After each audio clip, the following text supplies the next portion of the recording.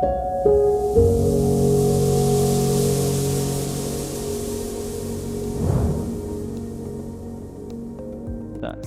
hello, welcome to Bangladesh. So, I was just hearing your speech. I want to point out to a specific part that you told to unlearn and follow. That the politics of your Sri Lanka you just experienced a few years back, and we were studying like you're having a very bad situation in the economic, the disruption. So, my question is the part where you say to unlearn. So, do you think we have some parts in our politics, in our democracy, that you find better than that prevails in your country? If so, what are those? Which I am indicating is, even in this scrambled situation in our country, do you see some hope that you may want to learn to implement in your country? That's the first question. Second question is, as you have already witnessed the problems and the disaster in your country, so there are several aspects, sectors that you found to be very risky, playing a crucial part in bringing that disaster. Did you see any of those in our country which may have a very potential risk to bring the same disaster or maybe some close to the disaster that we already have not speculated but might send in future? If there is, what are those and what is the most crucial one? So these are the two questions. Right. Yeah. I mean, very, thank you for this. And these are very pertinent questions and very thought-provoking. First, if you look at, we are thinking as South Asia as a region, and in the region, Sri Lanka, it's been doing not very well in terms of its economy in the last few years, but it starts from a different starting point. It is a country in the region that has quite strong welfare, as in health and education and access to resources for people. And even today, as a country, it has the highest GDP per capita, not the region, not certain parts of it, say probably, if you take certain states of India, they have better. But in terms of per capita, that's so it's kind of different. But at the same time, there are so many similarities.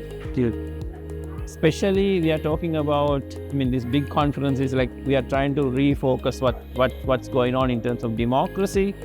And in that sense, it's so many different types of democracy and different stages at which we enter what we call democracy.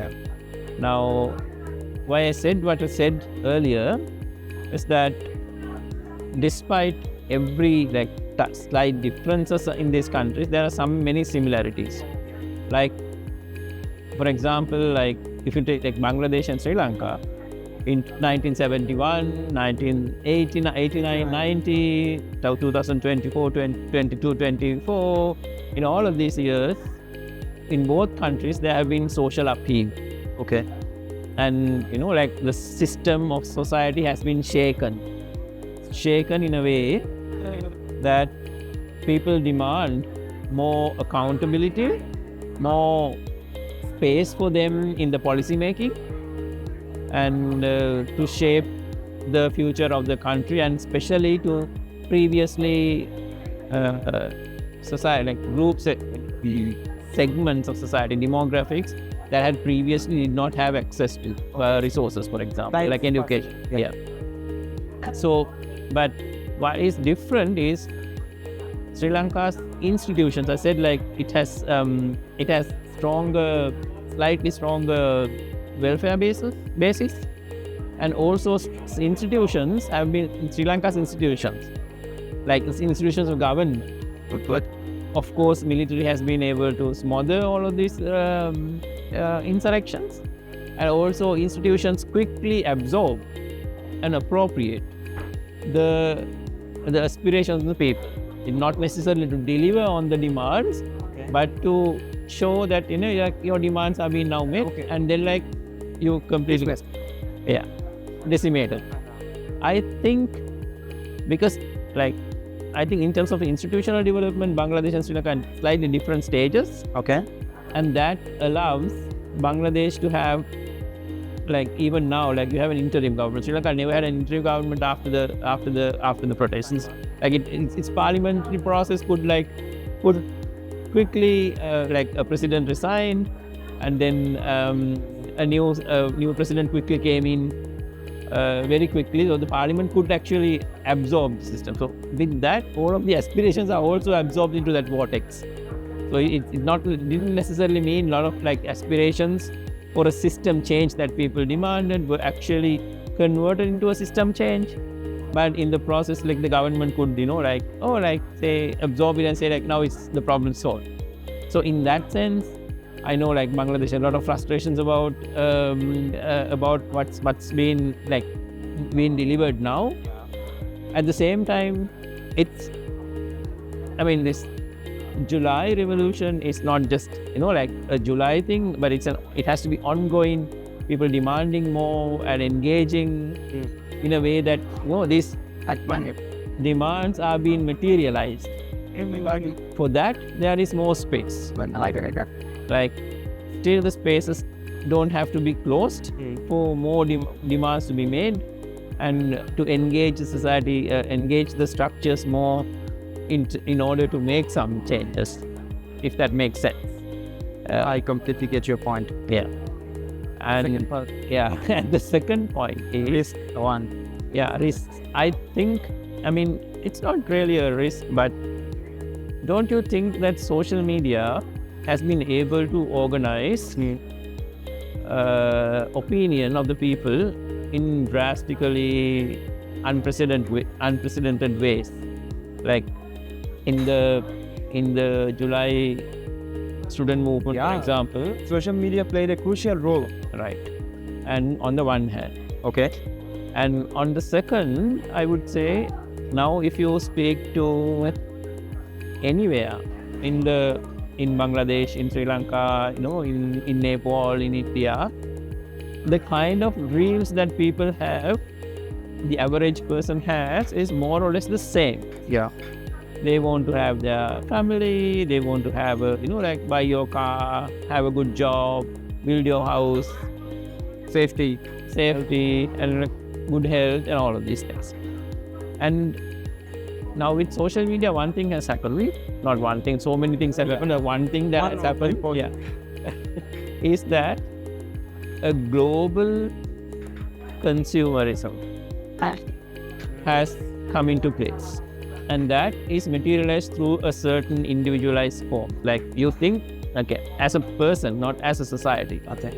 Like that's why we call that atomization of the society. Like atomized, like atoms. Like people think like atoms. Not as a whole object. Just the individual atoms. Individual atoms. Yeah. We are just atoms. We behave like atoms. Yeah. So in such atomization and a homogenization of aspirations. Like everyone wants the same thing, and that puts a lot of demands on society, on our institutions. Be it Sri Lanka, be it India, Bangladesh, Nepal, Pakistan, everywhere it's the same. And it's a matter of time. And if you look at the region, when a government as a country fails to deliver on economic growth over 5-7% for about 5 years, there is a government failure across the region. Okay. And that can come in the form of a popular protest or changes in the government by elite maneuvering. Like in Pakistan, for example, you have continuously are doing this. Yeah. The first. So you have that shows how our democracy is unable to cater to the demands that the people have. And what this kind of conferences allow is to think as a region, like consider what's actually going through in the region and find how we understand and discuss how we address our own system. Okay. But I wonder whether national level solutions are going to be sufficient on the one hand. Okay. More cooperation, regional cooperation would be necessary, because these are threats, these demands on the state is not just coming from within the society, within that within the nation state. It also comes because everyone's aspirations are so broad. Yeah. Individual type optimization, not an overall growth one. So probably nation states are not going to be able to meet this demand. Probably more international cooperation is necessary. And also because social media, this age has made people's attention span so short. And that would also require the democracy, the mechanisms of democracy, not to think like the newspaper age, but think like the social media age, and have more mechanisms to engage people. May it be very small, like on single policy issue, on like say what do we do about a certain a certain small issue, but how do you get the opinion of the people, like how do you engage people more on a certain issue, how do you leverage maybe the ICT technology, or like how do you do more consultations with the people. There are different ways of doing consultations. For example, you can put a citizens committee on a certain issue and ask the committee to come up with a solution. So yeah. So democracy as you vote a political party and the political party delivers it to you, that's not going to be the equation in the coming years. It's going to be drastically changed, or governments will keep falling. So it's the challenge of the governments is to bring these different modes of engagement and not just load one election after election to deliver this. So that's more or less what these are the I would say, if you frame it as a challenge, this meeting the demands of a social media age is a challenge. Very challenging. Yeah. And we do not see much discussions about it. Yeah. Because maybe the discussion will arise once we start facing the real problem. Because we heard about small states in South Asia 2,000 years ago, right? They were all small states. Yeah. And then we have heard about the Greek democracies, small states. That's because the mode of communication was what communication could hold was only a small state. The king could only control a small state because there were a lot of kings. Yeah, because they didn't have telephone. Yeah. And with the invention of increasing technology like newspapers, televisions, you could have more control and more control over larger regions. So the nation state's model, nation state is actually bound to television, for the television, radio, and the newspaper. Yeah. And the novel, and short stories. But then now we have come to the age of TikTok. Yeah. So in the TikTok age, there's no boundary. There's no boundary. The whole world is in my... Yeah. So the governments will have to be completely different. And our region, our political structures will reflect this sooner or later. So I think the tea break is there. Yeah. Please. Thank you very much. Thanks. Yeah.